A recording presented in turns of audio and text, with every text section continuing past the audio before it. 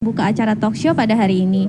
Baik Bapak Ibu yang terhormat, tibalah kita pada acara inti acara talkshow hari ini. Acara talkshow akan dipandu oleh moderator, yaitu dari penyiar TVRI hari ini.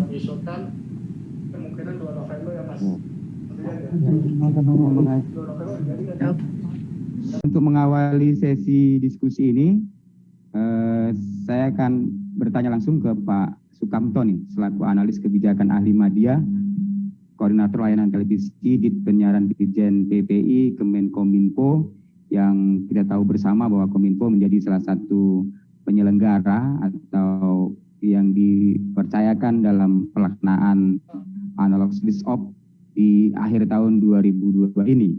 Dan kita ingin tahu lebih jauh nih Pak Sukamto dengan merdeka digital ini, apakah nanti masyarakat benar-benar bisa menikmati siaran digital yang hari ini telah kita sama-sama jernih suaranya dan canggih teknologinya, sehingga kalau saya boleh mengatakan migrasi analog ke digital adalah keren ya, boleh ya. Baik, silakan Pak Sukamto untuk mengawali kita siang hari ini terkait dengan kenapa kita perlu mendukung dan masyarakat harus tahu terkait dengan ASO ini. Silakan Pak Sukamto. Baik, Kobang, staf khusus Kementerian Komunikasi bidang politik dan bidang komunikasi politik, Ketua Komisi 1 DPRD Bapak Simon Petrus, dan yang saya hormati Gubernur Kalimantan Barat, yang saya hormati Bapak Ibu para narasumber, itu Pak Iwan Kurniawan, Pak Alkausen, Bu Dewi Utami, Pak Rahmat Abadi, juga nggak lupa ini saya hormati juga Pak Geri yang saat ini juga ada penugasan lainnya, selaku Direktur Penyiaran. Assalamualaikum warahmatullahi wabarakatuh. Menggunakan sedikit paparan Pak. Karena tadi saya juga sekilas membaca berkaitan dengan beberapa Q&A yang sempat saya lihat di chatnya. Jadi yang pertama mungkin kenapa kita perlu beralih ke digital, sebagaimana tadi juga disampaikan oleh Pak Petrus bahwa negara-negara maju dalam hal ini sudah banyak yang balik ke digital. Kenapa? Karena memang di ITU sendiri sudah dilakukan pertemuan sehingga timbul atau mereka sepakat, khususnya yang di region 1 dan Sentral Asia itu, dan menerbitkan yang mana Final Act. Nah, Final Act ini kan yang menjadi dasar bagi negara-negara tersebut untuk melakukan migrasi. Karena negara ASEAN juga sudah dibentuk forumnya. Dalam hal ini biasanya ada pertemuan di ASEAN Digital ya, ada working group-nya, dan milestone-nya sebetulnya tahun 2020. Di sisi lain, sebagaimana kita lihat di sebelah kiri ini, ITU sudah menerbitkan sebagaimana tindak lanjut dari Final Act tadi di tahun 2015, bahwa jika terjadi interferensi khususnya di antar negara ya, itu yang satu analog yang satu digital sampai 2020. Di sisi lain, tadi juga apa keuntungannya kita pindah ke digital? Ini hasil dari study group di itu tadi menyebutkan bahwa penerimaannya bisa tetap ataupun bergerak. Di sisi lain juga ada kualitasnya meningkat karena adanya HD. Karena untuk SD ini sebetulnya setara dengan konteksnya analog. High definition, jadi gambarnya nanti lebih bersih. Kemudian juga dalam hal terjadinya penurunan daya penggunaan listrik ya. Jadi listriknya itu dalam jangka panjang itu bisa turun kalau semuanya sudah digital. Kemudian juga dalam hal investasi, namanya layanan-layanan lain sebagai hal tadi yang disebut dengan digital dividend tadi. Digital dividend artinya ada spektrum frekuensi yang dialihkan untuk services lainnya, baik untuk peningkatan nanti internet ataupun LWS ataupun nanti ada untuk 5G, di mana 5G sendiri tahu dulu bahwa sebetulnya yang dikategorikan atau yang dimaksud dengan ASO ini, analog switch off itu terjadinya di mana? Karena kita tahu bahwa dari televisi itu ada yang melalui satelit, ada yang melalui kabel, ada yang melalui terestrial. Nanti publik menganggap bahwa ini berbayar. Tidak berbayar, sama seperti layanan yang sekarang dinikmati di analog. Kemudian kalau kita lihat tadi saya hanya memperjelas saja karena tadi sama Pak Philip sudah dijelaskan juga bahwa di dunia sudah beralih. Ini adalah hasil dari database-nya dari ITU dan diterbitkan tahun 2016. Jadi yang kurang lebihnya rencananya itu yang tertinggal kurang lebihnya di tahun 2015 yang ini Filipina. Nah ini adalah launching kontak analognya. Kemudian di sini diikuti dengan switch off-nya. Untuk pembandingan saja bahwa kontak analog dulu kita menggunakan teknologinya NTIC, PAL atau SECAM ya dulu di dunia ini. Nah, kebetulan Indonesia itu menggunakan PAL.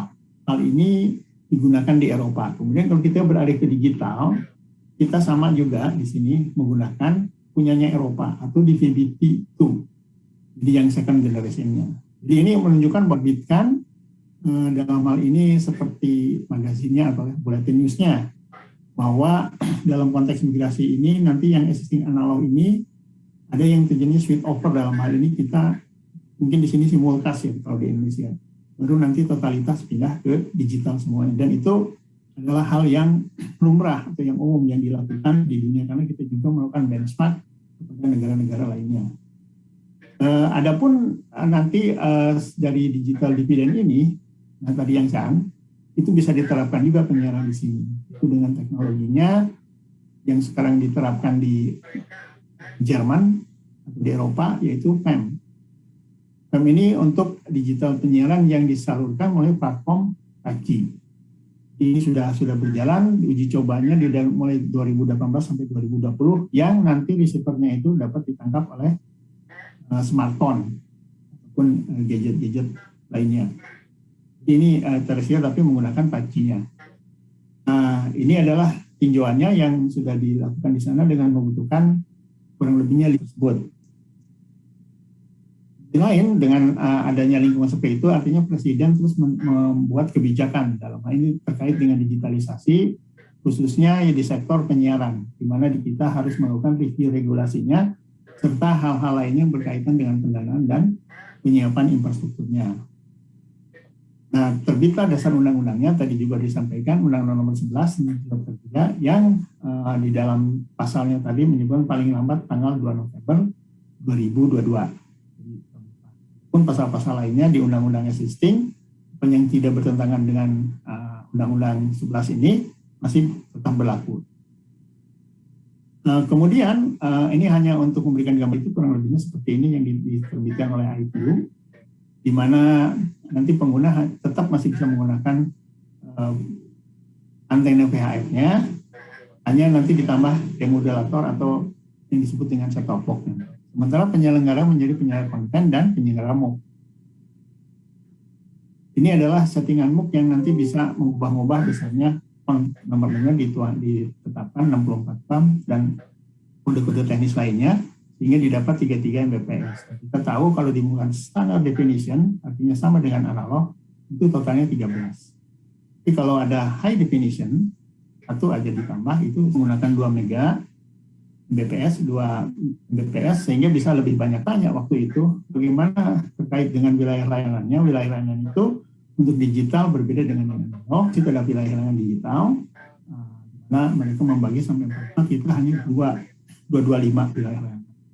Dengan adanya allotment nanti frekuensi untuk setiap wilayah layanannya. Nah, ini di Kalimantan Barat, yang salah satunya adalah wilayah layanan Kalimantan Barat 3, itu dilakukan allotment frekuensinya ada 3 kanal. Totalnya ada berapa? Ada 9.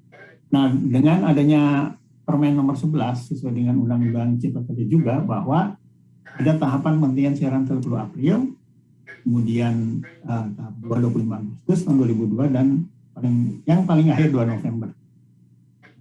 Dan di Kalimantan Barat ini untuk wilayah layanan di Kalimantan Barat, karena tertuang dalam tabel ini.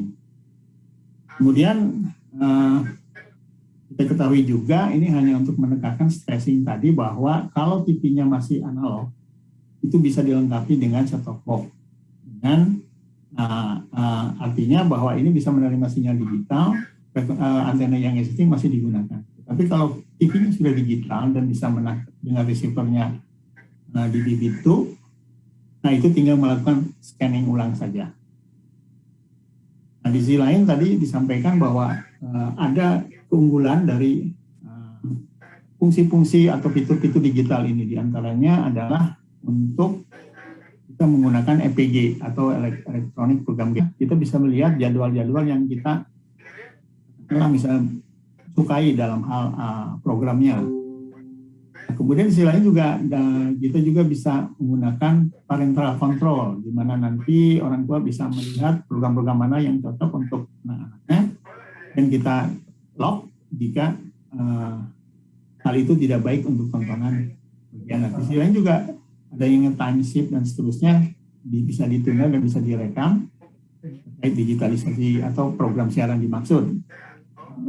Nah kemudian di sisi lain tentunya sebagaimana dilakukan di negara-negara lain, maka dilakukan sosialisasi untuk memberikan pemahaman kepada publik.